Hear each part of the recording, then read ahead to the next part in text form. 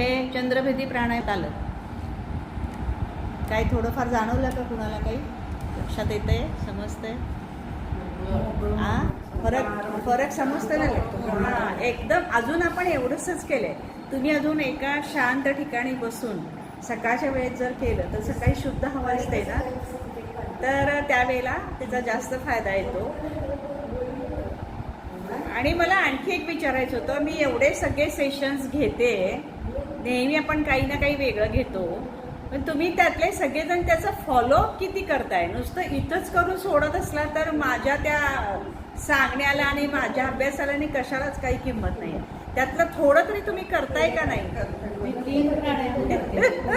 म्हणजे ते सगळं जरी नाही लक्षात राहिलं तरी थोडं तरी करायला हरकत नाही आहे. त्यामुळे ते तुम्ही फॉलो त्याचा ठेवा तर जास्त उपयोग होईल. आणि ह्या वयामध्ये कसं आपल्याला तर ह्या सगळ्याची फार गरज आहे. त्यामुळे तुम्ही ते नक्की सगळेजण करत जा. प्राणायाम रेकॉर्डिंग चालू आहे, प्लीज बोलू नका. आता शीतली प्राणायाममध्ये काय करायचं आहे, ह्याच्यापेक्षा जास्त त्याच्यामध्ये इफेक्ट आहे. आता मी एक करून दाखवते बघा. इथून तोंडाने श्वास घ्यायचा आहे, त्याच्यामध्ये असं करायचं आहे.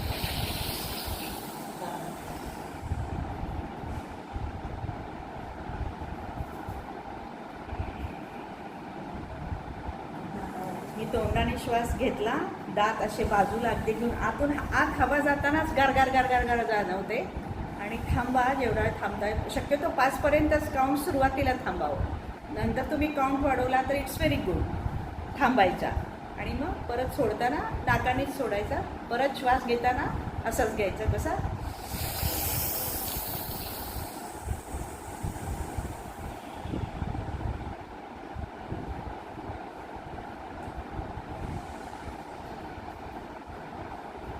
आलं लक्षात? चला स्टार्ट करूया. श्वास, तोंडाने श्वास घ्या. असं दात एकमेकावर हे करून साईडला असं हां करून एकमेकावर आणि आतून साईडने हवा जाते, ते गार जाणवेल तुम्हाला. बघा, करून बघा. पहिल्याच ट्रायमध्ये कदाचित येईल असं पण नाही, 2-3दा करून बघा, लगेच येईल. अवघड नाही जरा सुद्धा. जेवढे तुम्ही ओठ बाजूला कराल आणि चेहरा असा ई करतो ना आपण, जसं ईचा चेहरा करा आणि असा अगदी त्याचा आवाज आला तरी हरकत नाही आहे. हां, मग तुम्हाला ते जाणवेल की आपण पाणी वगैरे जर तोंडात ओढलं तर त्यावेळेला कसं होतं ना, ते फिलिंग येतं तोंडामध्ये. बघा, करून येईल. येतं आहे ना? हां, ते अजून एक 2-3 केलात ना की येईल. तसं एक निदान हे 10 वेळा तरी आपल्याला करायचं. ज्या मोठा श्वास जेवढा तोंडाने घेता येईल तेवढा थंडगार हवा तोंडाने घ्या. 5 काउंटपर्यंत थांबा आणि मग हळूहळू सोडा. अशा पद्धतीनं कमीत कमी 10 काउंट तरी करा.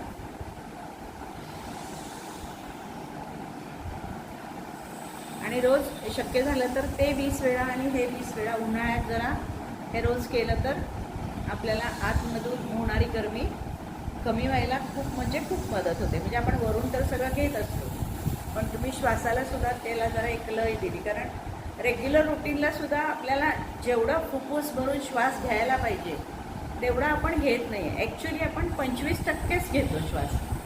रुटीनला आपण तो 100% घेण्यासाठी हे आपण असं जेव्हा करू तेव्हा निदान तेवढ्या 20 श्वासापुरतं तरी आपण भरभरून ऑक्सिजन घेतो.